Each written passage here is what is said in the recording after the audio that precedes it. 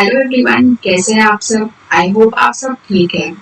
आज हम यहाँ पर द हिंदू पेपर का एनालिसिस करने वाले हैं डेटेड 16 जुलाई 2021।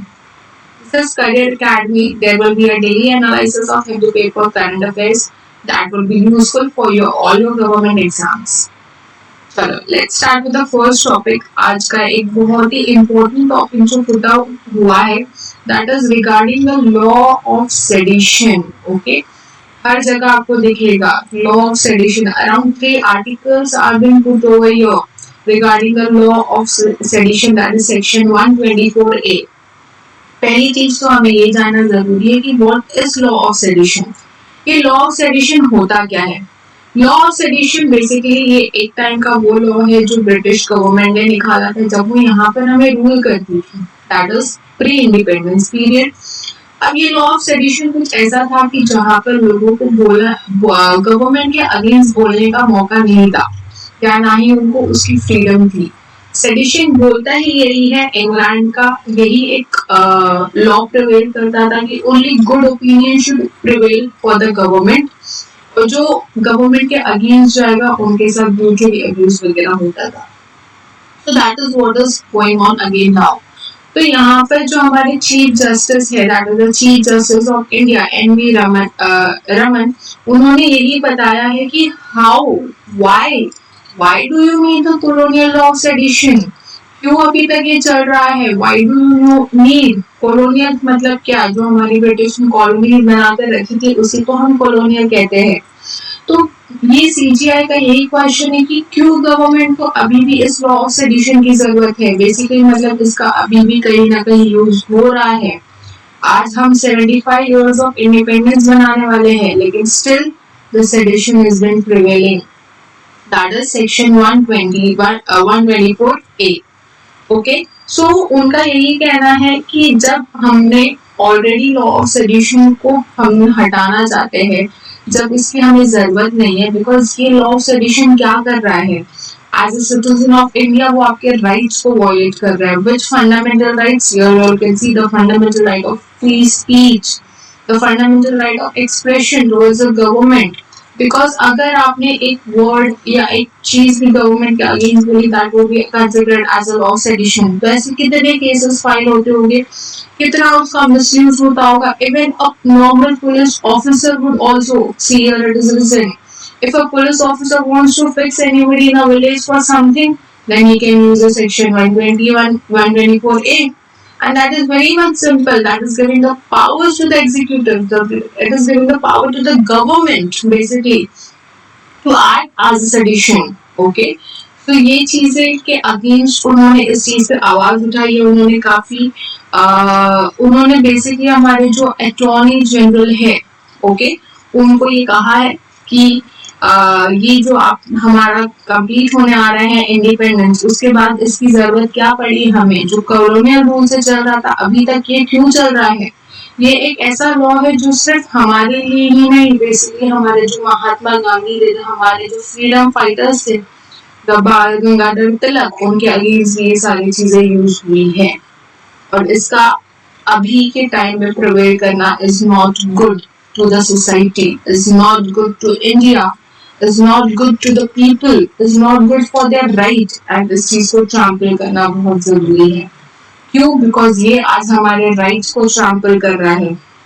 ओके, तो इसके अगेंस्ट काफी पिटिशंस आए हैं। You can C in the article, हमारे पास काफी पिटिशंस फाइल हुए हैं, जिस पिटिशंस में अलग अलग टाइम पर अलग अलग केसेस पे सेडिशन चार्जेस दिखाए गए हैं, जहाँ पर हमारी वेणुगोपाल जो है उन्होंने सबमिट किया था कोर्ट को कि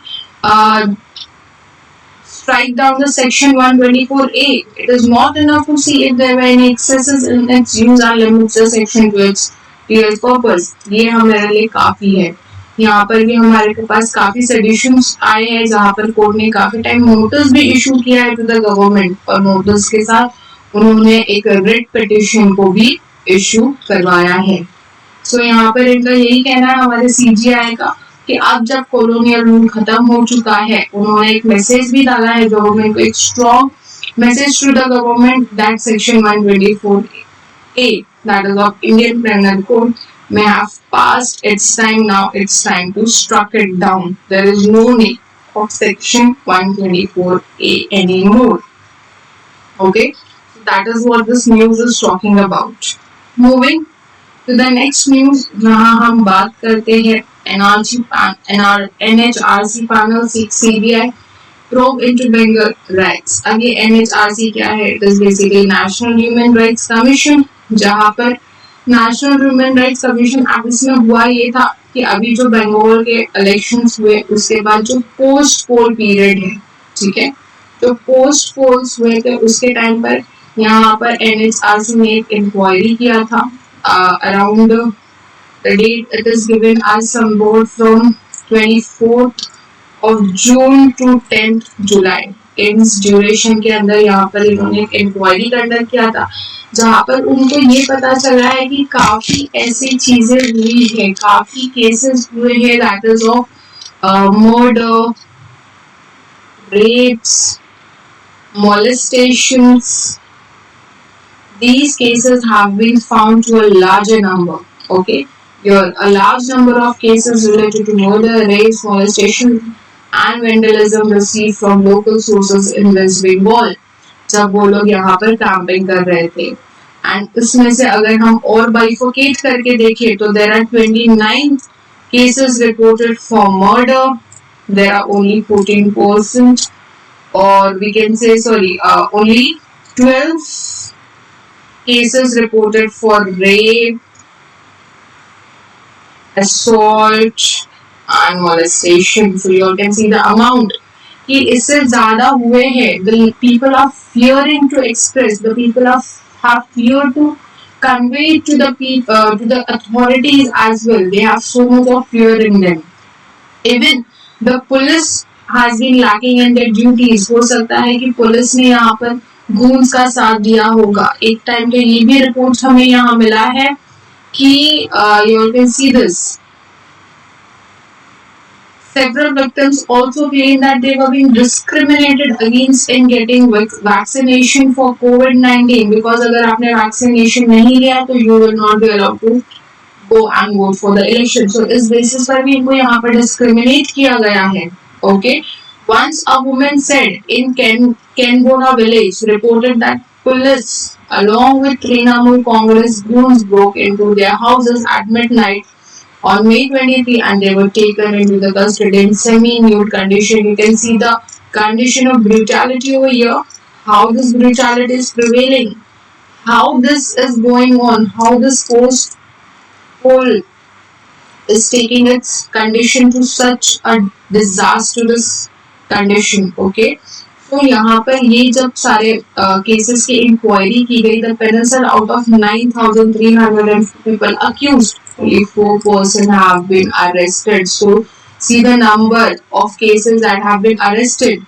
That clearly means that there is a lack of duty of the police officers. There is a we can say tie of goons and police officers going on over here, and there is a strong need for a CBI investigation into these matters. So basically NHRC, that is National Human Rights Commission, has asked CBI investigation to be taken up over here, and इसके जो भी trials होंगे वो सारे state के बाहर होंगे. Okay, जो भी इनका trials conduct किया जाएगा, it will be outside the West Bengal. Okay, there are still we can say 14% people only arrested. Okay, some are roaming like here and there. They have nothing to do what they have done, and this is known as what is retributive violence that is prevailing in West Bengal after the post-poll period, and this has to be taken into consideration. So your CBI investigation is very, very, very necessary to be done. Okay, next news that we talk about is about a very going on news, that is Zika virus. I hope आप लोग aware है Zika virus के बारे में. Zika virus काफी चल रहा है. It is very much in coming up to a new base now. एक time हमें ये out of India found हुआ था, and then now it is affected to India also. तो यहाँ केरला की कैपिटल में हमें जीका वायरस के सिम्टम्स मिले हैं, जीका वायरस के केसेस मिले हैं, that is in Thiruvananthapuram, that is the capital of Kerala. यहाँ पर हमें 28 जीका के केसेस पाए गए हैं। एंड यहाँ पर हेल्थ की जो हमारी हेल्थ और लोकल सेल्फ गवर्नमेंट है उनका एक रिव्यू मीटिंग हुआ है, जहाँ पर उन्होंने इस चीज को क्रो लेवल पे प्लानिंग करने की सोची है और इस चीज को और थोड़ा मेंटेन करने की सोची कि किस तरह से वो लोग इस चीज को हैंडल कर सकते हैं।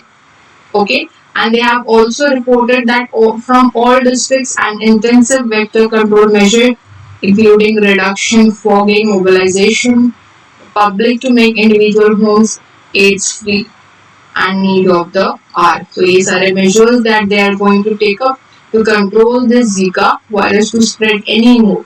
Okay, and they have also planned to test all fever cases with rashes because you all can see the symptoms are very necessary. Now, according to the exam point of view, here you are very you need to know the symptoms of Zika virus. कि क्या क्या symptoms है Zika virus के, because rashes and fever cases are the two symptoms already given to here. Okay, for many more symptoms you need to know what are the symptoms of Zika virus for the better understanding and for the better preparation for the exams. Okay. Next news जो हम put on करते हैं that is Andhra Pradesh government to give 10% quota to Kapus. Kapus is what? Kapus is a community. जैसे हमारी tribals होती है वैसे ही एक कापूस की कम्युनिटी है जो आंध्र प्रदेश गवर्नमेंट में है या आंध्र प्रदेश के स्टेट में प्रिवेल करती है। और ये 10% कोटा उनको किस में दिया जा रहा है? गवर्नमेंट पोस्ट और सर्विसेज में। ओके, अब जब हम इसकी बात करते हैं 10% रिजर्वेशन की, तो ये देना क्यों जरूरी पड़ा? It is been specially given to the EWS people. What is EWS people?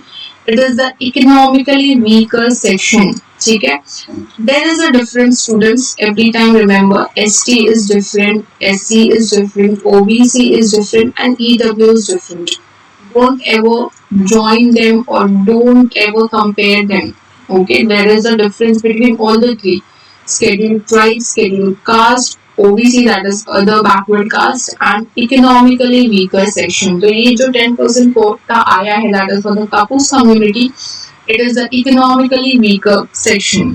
अब इसमें क्या चीजें बताई गई है कि जो भी हमारा अपॉइंटमेंट होगा इनिशियल पोस्ट एंड सर्विसेज पे जो स्टेट गवर्नमेंट में किया जाएगा, तो उसके लिए हम 10% रिजर्वेशन प्रोवाइड करेंगे इन कम्युनिटी को। ओके, 10% का रिजर्वेशन हो रहा है एंड उसी के साथ ये जो रिजर्वेशन जो फॉलो किया है इन्होंने, ये जो कोटा निकाला है वो उसके साथ निकाला है, that is the 103rd amendment act के थ्रू उन्होंने इस चीज को लाया है जो हमारे 2019 में ही अभी आया था।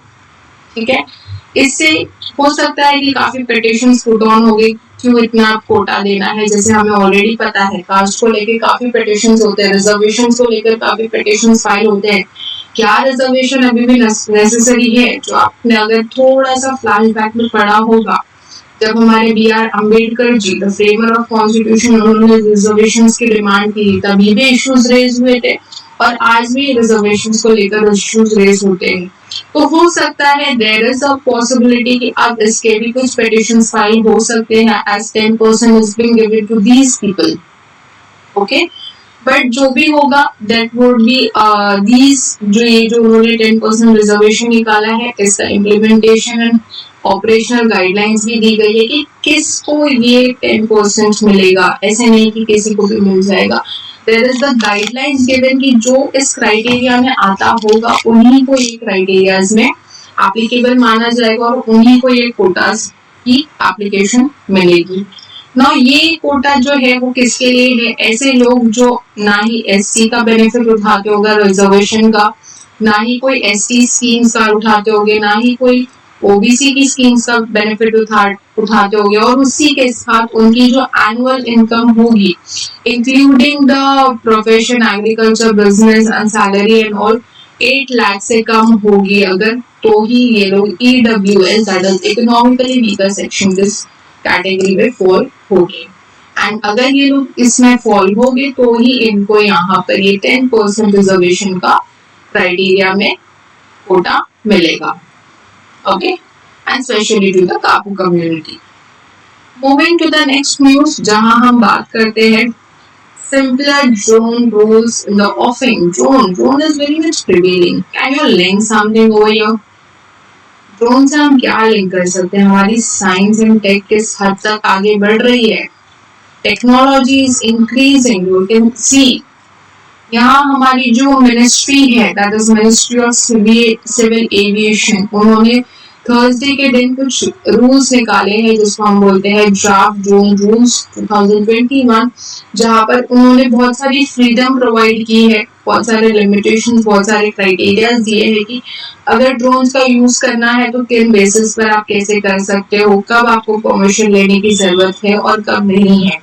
जैसे उन्होंने ये भी चीज डिफाइन की है कि जो ग्रीन जोन एरियाज होते हैं, ओके, जो हमारे ग्रीन जोन एरियाज है, अगर उस एरिया के 400 फीट के अंदर अगर आपको ये ड्रोन का यूज करना है तो there is no need of permission to be taken. उसी के साथ जो आपका एयरपोर्ट है, ठीक है, एयरपोर्ट एरिया जो होते हैं जो अराउंड 8 to 12 किलोमीटर्स में, जब आप 200 फीट तक अगर आपको ड्रोन यूज करना है तो again there is no need to take the permission.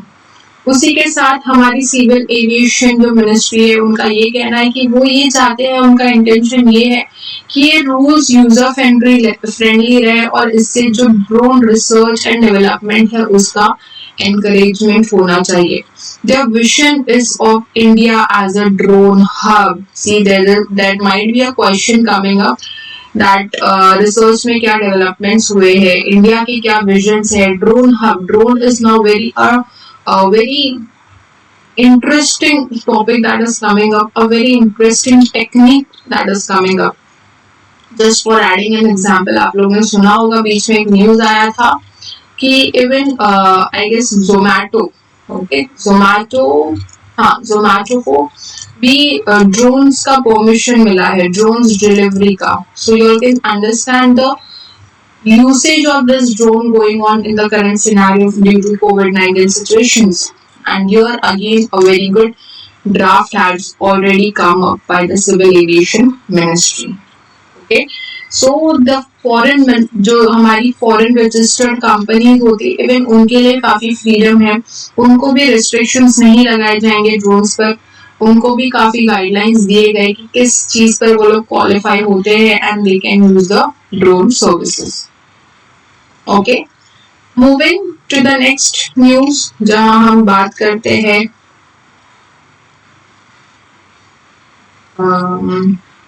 2 million Indian accounts banned during May-June. This is the news related to the IT rules जो अभी आया था, वो ऑन हुआ था. If you all are aware, IT rules 2021 में आया था, जहाँ सारे सोशल मीडिया अकाउंट्स जो है जिनका लिस्ट हुआ है उनको अपना रिपोर्ट्स एंड ऑल सबमिट करना है. And same situation is over here, जहाँ व्हाट्सएप ने अपना IT रूल्स के अकॉर्डिंग अपना रिपोर्ट सबमिट किया, जिसमें उन्होंने ये बताया कि उन्होंने अराउंड 2 million इंडियन अकाउंट्स को बैन करवाया है.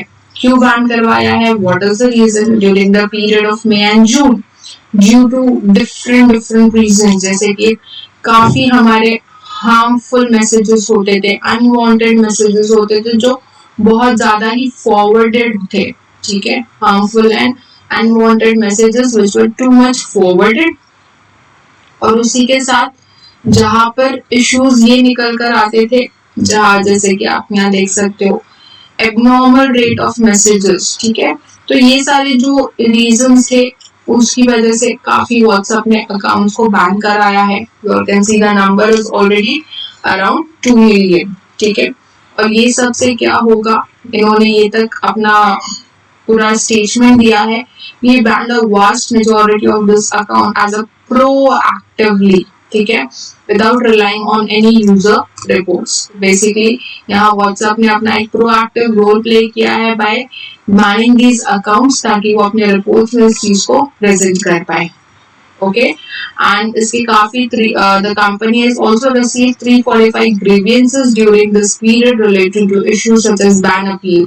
कि क्यों बैन हो रहा है, product support, account support, safety support, Okay, still the WhatsApp has done its duty by banning these fakes or the unwanted accounts to be handled.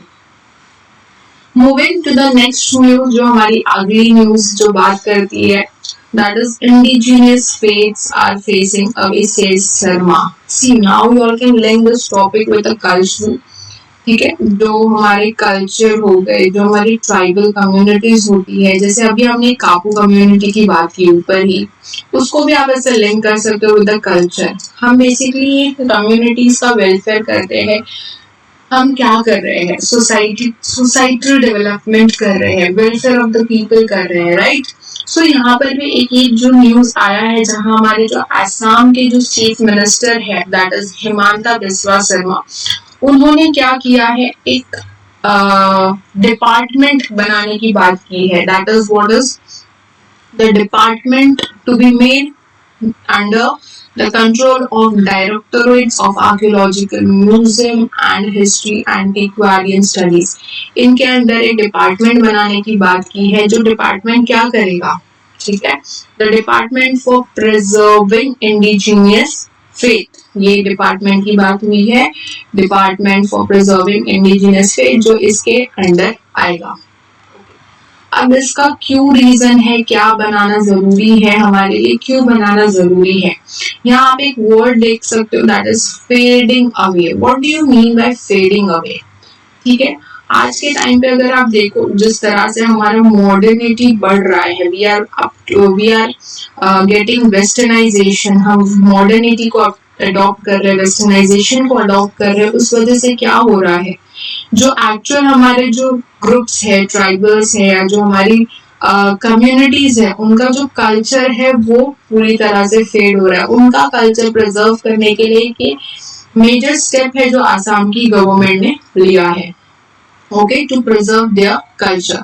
यहाँ one more thing, as a UPSC aspirant you need to know about the 0 hours, the hours of the parliament. एक होता है question our, होता है 0 our होता है, और इस तरह से और भी चीजों का आपको इन्फॉर्मेशन लेना काफी ज्यादा जरूरी है। तो गवर्नमेंट का यही कहना है कि ये डिपार्टमेंट का काफी ज्यादा बनाना जरूरी है, बिकॉज जो आज हमारी मॉडर्निटी है, ग्लोबल रिलीजियस कम्युनिटीज है, इन्होंने अपना रोल इस तरह से ले लिया है कि जो tribal cultures, practices, language, livelihood है, और जो आसाम का फेथ है, they are at a very much stake point, और उनके लिए ये स्टेप लेना काफी इम्पोर्टेंट है। इसी के साथ the department would be allotted with 100 crores in the first year to get it effectiveness. Okay, next, moving to the last news, again a very important. I hope you all are aware with this issues going on with the Taliban, Afghanistan. रोज हमें इसके बारे में news मिलती है, और आगे भी हमें ये मिलती ही रहेगी। Now here the concern matter is of Indian policy, कि इंडिया किस तरह से अपनी पॉलिसीज को बनाता है अफगानिस्तान को लेकर, एंड इंडिया किस तरह से इस रोल्स को प्ले कर रहा है। You can link this topic with IR, that is international relations, because ये काफी इंपॉर्टेंट है उसके लिए कि the process is still going on. उस प्रोसेस को लिंक करते हुए इंडिया किस तरह से अपना रोल प्ले करने वाला है, आपको पूरा एक आउटलुक मिल सकता है। ओके, सो ये न्यूज क्या बात करता है, जो हमारे जयशंकर है, दैट इज एक्सटर्नल मिनिस्टर्स, ठीक है, उन्होंने एक मीटिंग की थी with the president of Afghanistan, ठीक है, अशरफी गनी से, और इस मीटिंग में सिर्फ वो दो ही लोग नहीं थे, और भी लोग शामिल थे, that is US deputy national security adviser थे, स्पेशल एनवॉय थे, और भी काफी फॉरेन मिनिस्टर्स थे। अब इस मीटिंग का अगर हम एम देखें, तो इस मीटिंग का एम क्या था, क्यों इस मीटिंग का होना जरूरी था, और क्यों ये मीटिंग हेल्ड की गई, ठीक है, क्यों, because we all know Afghanistan में अभी किसका इन्वेजन हो चुका है, it is the Taliban group, और ऐसा न्यूज में भी आया है कि अराउंड 87% ऑफ तालिबान ने कैप्चर किया है अफगानिस्तान में, बट ऐसा एक्चुअल में है नहीं। बहुत सारे ऐसे अफगानिस्तान में पॉपुलेटेड सिटीज है जहाँ पर still Taliban is not captured. उसी की वजह से जो हमारा इंडिया है, उन्होंने अपने जो कॉन्सुलेट्स है, I hope you all are known about the consulates, जो एक सब्सिडी ऑफ जो हमारी एम्बेसीज होती है उनके तरह काम करते हैं। तो जो इंडिया के कॉन्सुलेट्स थे जो अफगानिस्तान में वर्क कर रहे थे इन द कांदाहार ठीक है, तो वहां से उनको विड्रॉ करने कहा है, उनको बुलवा लिया है ताकि वो सेफ रहे। Now with this step there is a chances कि कांदाहार में अब ये तालिबान जो है इन्वेड कर सकता है या वहां के एरियाज को कैप्चर कर सकता है। There are certain chances. तो यहाँ पर जब से यूएस ने अपना विड्रॉ किया है ट्रूप्स को, नाटो ने अपना ट्रूप्स पुल आउट किया है बागराम से, तब से तालिबान का इंटरवेंशन काफी ज्यादा हो चुका है। तालिबान ने बहुत सारे एरियाज को कैप्चर किया है और उसी सारे सिचुएशंस को हैंडल करने, उसी सारे सिचुएशंस को टैकल करने के लिए ये बहुत ज्यादा जरूरी था कि ये लोग अपना कुछ एक मीटिंग डिस्कस करें। और मीटिंग डिस्कस में लोग ने ये तक बात की कि वो लोग किस चीज पर फोकस करने वाले हैं, review of Afghanistan national defence and security forces पर मिलिट्री स्ट्रैटेजीज प्लान की गई है, जिस तरह से टैक्टिक शिफ्ट आ सके with dealing with Taliban, because अब तालिबान का इन्फ्लुएंस बहुत ज्यादा हो चुका है, Taliban is controlling. So here the concern is of Afghanistan president की how would he handle it, okay? उसी के साथ जो हमारे इंडिया के जो एक्सटर्नल मिनिस्टर है दैट इज जयशंकर, उन्होंने as a gift to Afghanistan ये प्रॉमिस किया है एज अ ह्यूमैनिटेरियन रिलेशंस में, एज अ ह्यूमैनिटेरियन रिलेशन उन्होंने ये प्रॉमिस किया है अफगानिस्तान को कि वो अराउंड 150,000 ऑफ वीट उनको प्रोवाइड करेंगे as a gift in branch. Okay, so you all can see how we are maintaining the relations with Afghanistan, how we are maintaining the situations going on with the Taliban, और India किस तरह से अपना stake रख रहा है। So this is very important news talking about this discussion, जहाँ पर बहुत सारे लोगों ने अपने व्यूज एक्सचेंज किए हैं। Also, if you all see the representatives were of Afghanistan, और उसी के साथ हमारे पास थे the discussion was about the American military base, okay? Central Asian countries के बारे में है, that is Uzbekistan, जहाँ पर US ने still shut down its Karshi Khanabad base in 2009. So these were some of the discussions taken over here. Now उसमें से important ये है कि इनके स्ट्रैटेजिक पॉलिसीज क्या होंगे, वो हमें देखना है, किस तरह से इनका मिलिट्री स्ट्रैटेजी फ्रेम किया जाएगा, किस तरह से तालिबान को डील किया जाएगा। That's all for today. I hope आप लोग ने इस सेशन को एंजॉय किया होगा। You all might have understood something and it would be helpful to you all. जिन लोगों ने अब तक ज्वाइन या सब्सक्राइब नहीं किया है, please do like and subscribe the channel. Thank you so much.